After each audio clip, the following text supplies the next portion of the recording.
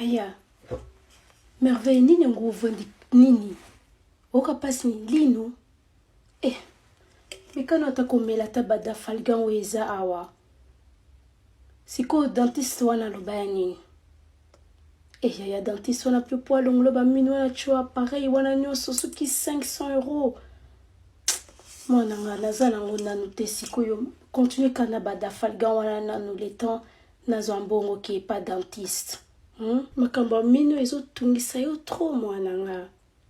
Tika kapende ba chocolat ozaka muke soki nini wa Nutella shoot. Nadine, problème nini? Obela nini? Eloko ekote ki ona likolo vimbi oza na hôpital.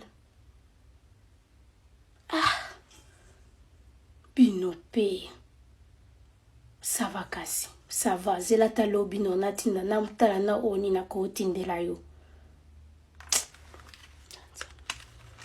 Merveille, moyoz eza okendelenga westerinyo wana otindela tantina bino kuna na kin moyen tazo bela aza na hôpital.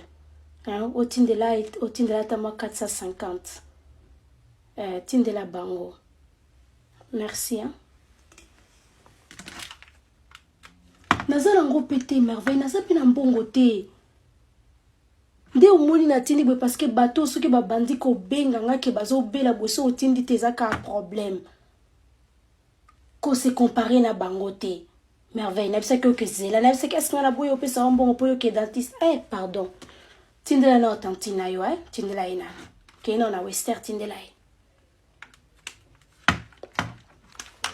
Allô maman, ni Nadine sikoyo.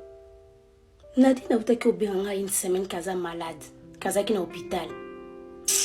Maman tika oloba boy. Yo ebite ke Nadine aza na hôpital. Aza na yata na hôpital te. Donc akosinga linga ka mbongo bongo kaza na hôpital. Bano babizali mabe ya maman biso ato souffrir. Crédit en imbécile.